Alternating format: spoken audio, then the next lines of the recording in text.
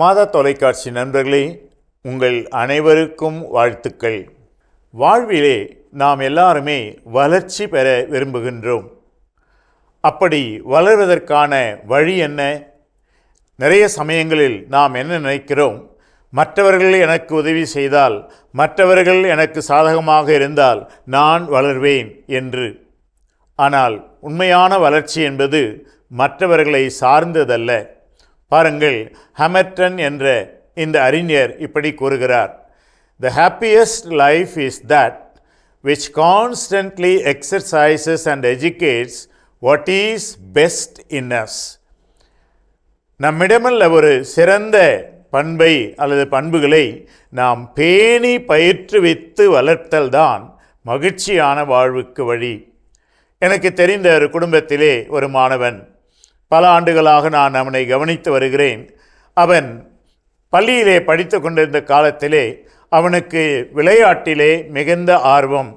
படிப்பிலே அவன் ஓரளவு சுமாராக இருந்தாலும் விளையாட்டுத் துறையிலே நல்ல பயிற்சி பெற்றவனாக, பல இடங்களுக்கு சென்று விளையாடி பரிசுகள் பெற்றவனாக இருந்தான்.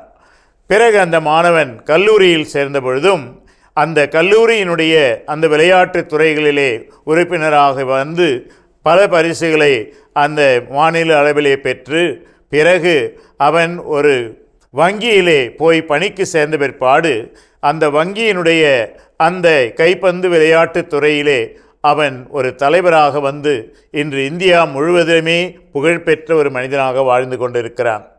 நண்பர்களே, என்ன சொல்ல வருகிறேன்? ஒவ்வொரு மனிதர்களுக்கும் ஏதாவது ஒன்று நல்லது, திறமை, ஆற்றல், ஆர்வம் என்று ஒவ்வொரு மனிதனுக்கும் உண்டு.